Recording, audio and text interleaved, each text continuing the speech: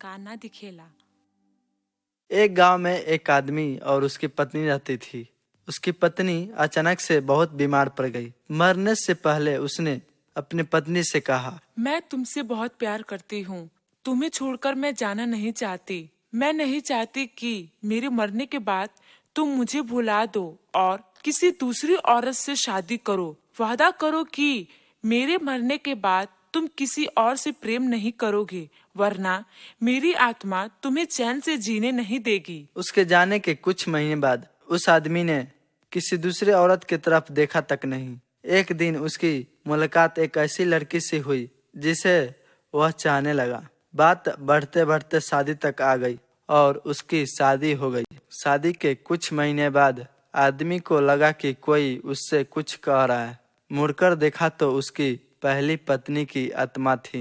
आत्मा बोली, तुमने अपना वादा तोड़ा है। अब मैं हर रोज तुम्हें परेशान करने आऊंगी। मैं तुम्हें चैन से जीने नहीं दूंगी। मैं जानती हूँ कि आज तुमने अपनी नई पत्नी से क्या क्या बातें की है। आदमी डर के कांपने लगा। अगले दिन वह शहर से बहुत दूर एक मास्टर के पास गया और सारी बात बता दी। आदमी बोला, ये प्रेत बहुत चालाक है, तभी तो मेरी एक एक बात उसे पता होती है। मास्टर बोले, कोई बात नहीं, मेरे पास इसका भी इलाज है। इस बार जब तुम्हारी पत्नी का भूत आए तो मैं जैसा कहता हूँ ठीक वैसा ही करना। उस रात जब आत्मा वापस आई तो आदमी बोला, तुम इतनी चालाक हो कि मैं तुमसे कुछ भी नहीं छिपा सकता, और जैसा कि तुम चाहती हो मैं अपनी पत्नी को छोड़ने के लिए भी तैयार हूँ, पर उसके लिए तुम्हें एक प्रश्न का उत्तर देना होगा, और अगर तुम उत्तर न दे पाई तो तुम्हें हमेशा हमेशा के लिए मेरा पीछा छोड़ना होगा। पत्नी का भूत बोला, मुझे मंजूर है, पूछो अपना प्रश्न। आदमी ने फौरन जमीन पर पड़े बहुत सारे छोटे छोटे कंकड़ अपनी मुट्ठी में भर लिया और बोला, बताओ मेरी मुट्ठी में कितने कंकर है। उसकी पत्नी के भूत जवाब नहीं दे पाई और ठीक उसी समय भूत गायब हो गई। कुछ हफ्ते बाद वो एक बार फिर से मास्टर के पास गया और आदमी बोला, उस भूत से मेरा पीछा छुड़ाने के लिए मैं जीवन भर आपका आभारी रहूंगा, पर मैं यह नहीं समझ पाया कि आखिर में उस प्रश्न में ऐसा क्या था कि एक झटके में ही भूत गायब हो गया। मास्टर बोले, बेटा, दरअसल कोई भूत ही नहीं था। दरअसल दूसरी शादी करने की वजह से तुम्हें अपराध बोझ महसूस हो रहा था और उसी वजह से तुम्हारा दिमाग एक तुम्हें भूत का अनुभव करा रहा था। आदमी बोला, पर ऐसा बात था तो मेरी हर एक बात कैसे जान जाती थी। मास्टर मुस्कुराते हुए बोले, वो तुम्हारा बनाया हुआ ही भूत था, इसीलिए जो तुम जानते थे वही वो भी जानता था, और यही कारण था कि मैं तुम्हें कंकड़ वाला प्रश्न पूछने को कहा, क्योंकि मैं जानता था कि इसका उत्तर तुम्हें भी नहीं पता होगा और इसीलिए भूत भी इसका उत्तर नहीं दे पाएगा और तुम्हें तुम्हारे दिमाग के ही उपाय से छुटकारा मिल जाएगा। आदमी पूरी बात समझ चुका था और उसने एक बार फिर मास्टर को धन्यवाद किया और अपने घर लौट। एक गांव में एक बूढ़ी दादी रहती थी। उनकी 2 पोतियां थीं।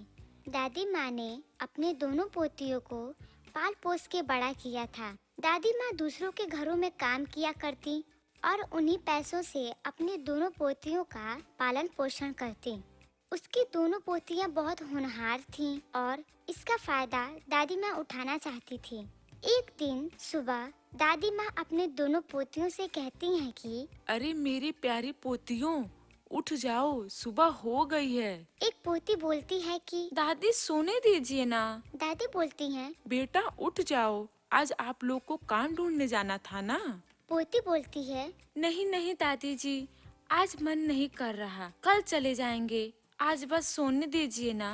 दादी यह सुनकर अपने दोनों पोतियों को डांटे बगैर वहाँ से अपने कमरे में चली जाती हैं। कुछ समय बाद दादी आवाज देते हुए अपने पोतियों से कहती हैं कि बच्चों, मैंने खाना बना दिया है और तुम दोनों उठ जाओगे तो समय से खाना खा लेना। पोती बोलती हैं। ठीक है दादी। दादी माँ अपने मालकिन के घर चली जाती हैं और अपने मालकिन से बात करती हैं। मालकिन बोलती हैं कि अरे आज तुम इतना लेट कैसे हो गई? दादी माँ बोलती हैं, अरे मालकिन जी, आप तो जानती ही हैं कि मेरी 2 प्यारी पोतियां हैं, उनको उठाने में देर हो जाती है। उनके खाने पीने का ध्यान मुझे ही रखना पड़ता है। आज तो वो बिल्कुल भी नहीं उठ रही थीं, इसीलिए मुझे आज आने में देर हो गई। मालकिन बोली, दादी माँ, आप मुझसे बड़ी हैं, इसीलिए आप मुझे मालकिन मत कहा करिए। मैंने आपसे यह कितनी बार कहा है। दादी बोलती हैं कि अब शुरू से यही बोलती आई हूँ, इसलिए अब आपका नाम नहीं लिया जाता है। मालकिन बोली,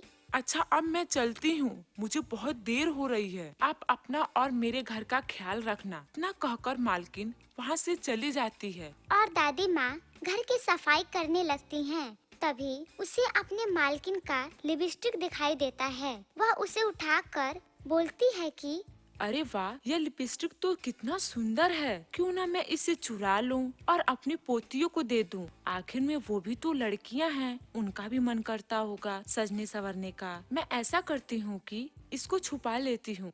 और वह लिपस्टिक को छुपा लेती है और रसोई घर में चली जाती है। वहाँ कुछ समय खड़े होने के बाद सोचते हुए बोलती है कि नहीं नहीं, मेरी मालकिन को मुझ पे बहुत विश्वास है। उनके इस विश्वास को तोड़ना नहीं चाहती। इतना सोचकर दादी माँ वहाँ से फिर अपने मालकिन के कमरे में चली जाती हैं। उस लिपस्टिक को उसे वहीं पर रख देती हैं। देखते हुए कहती हैं कि जब मालकिन आएंगी तो मैं उनसे मांग लूंगी। और वहाँ से चली जाती है। जब शाम होती है तो मालकिन अपनी एक दोस्त के साथ घर आती हैं। वह दोनों बैठकर बातें करती रहती हैं। तभी वहाँ दादी माँ आ जाती हैं। अपने मालकिन से कहती हैं कि मालकिन, मुझे आपसे एक चीज चाहिए। मालकिन बोलती हैं, हाँ हाँ कहो। दादी माँ बोलती हैं, मालकिन, मुझे आपकी वह लिपस्टिक बहुत अच्छी लगी। अगर आप मुझे मेरी पोतियों के लिए वो लिपस्टिक दे देती तो मुझे बहुत मेहरबानी रहती। मालकिन बोली।